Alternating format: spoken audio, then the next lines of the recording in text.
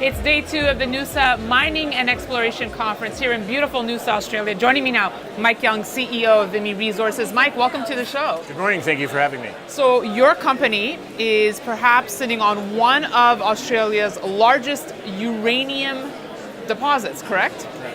So let's talk a little bit about your company before we really dive into uranium prices and where they're headed and whatnot. Tell us a little bit about the project here. Okay, so Vimy is sitting on what's called the Mulga Rock project, which is 240 k's west of Kalgoorlie in Western Australia, which is a major mining centre.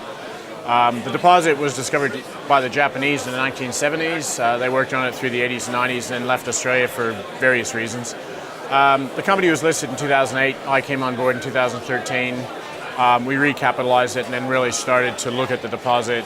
We went through a pre-feasibility study, feasibility study. We now have all of our permits, we have all of our tenure, and we're basically mine ready. So how much uranium do you believe is there? So there's 90 million pounds. We use pounds for uranium because that's how we sell it. 90 million pounds, there's about 42 million in reserves, and we think that more of the resource will convert to reserves.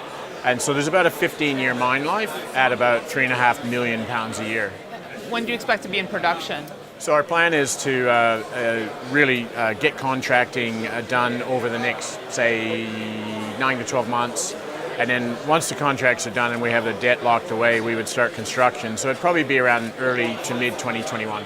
So, I know investors get frustrated with the gold price, but the uranium price is in a separate category, stubbornly not moving from around, the $20, $23 a pound mark here.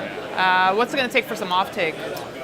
So the interesting thing about the uranium price is that the spot price that you see published every day is actually an arbitrage market that's thinly traded and probably manipulated.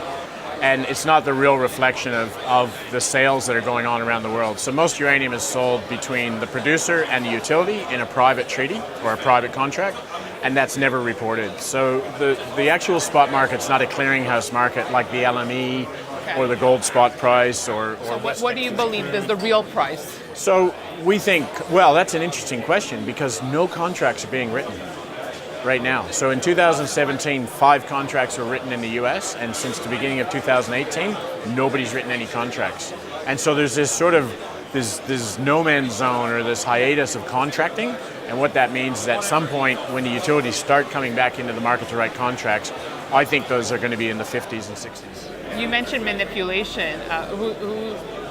Which entities do you believe are behind the manipulation of the uranium price? I could say that, but then I'd be in trouble. But basically the way the spot price works is there's traders who are arbitrage players who basically try to buy uranium as low as possible.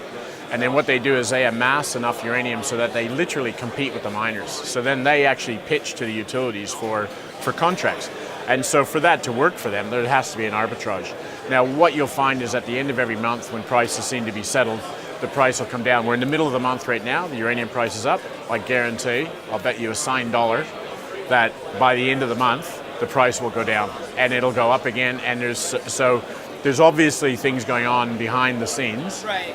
Because it's not a clearinghouse, because the market's not a clearinghouse market, basically people can make the price what they want. What about producers that play with the supply and scale back on supply to try and prop up the price? Yeah, so you're talking about Cameco, Kazatomprom, Orano, the big ones, the big 3, right? They control 60% of the world's uranium. Right. So what's happened is the market has gone into oversupply. Kazatomprom in Kazakhstan, they really ramped up supply when the price was higher. Look, Kazakhstan's a former Soviet republic. They have a different view on economics than Western companies do. They probably went too fast, too hard, and oversupplied the market. And now we're seeing the effects of that now. But what's happening is the big companies such as Cameco cutting back McArthur River, we're seeing them cut back supply. Right. And you think that would have moved the price? Well, that's interesting. And you would, in a normal market where you have a normal clearinghouse, it would have. But like I said, the spot market's not a normal market. I could talk about uranium forever. Last point here. Big news coming out this morning. Trump administration announcing that they are looking at possibly imposing tariffs on uranium coming in to the U.S. Would that affect you? Yeah, so that came out of an application by 2 American producers to the Commerce Department, and that's what initiated it. I think what would happen is the same thing that happened with steel and aluminum. I think Australia would be on the good side of that outcome. I think when you see that 40% of the world's uranium is coming out of Kazakhstan, which is, it's not a democracy. It's a little bit, it's a state-owned enterprise.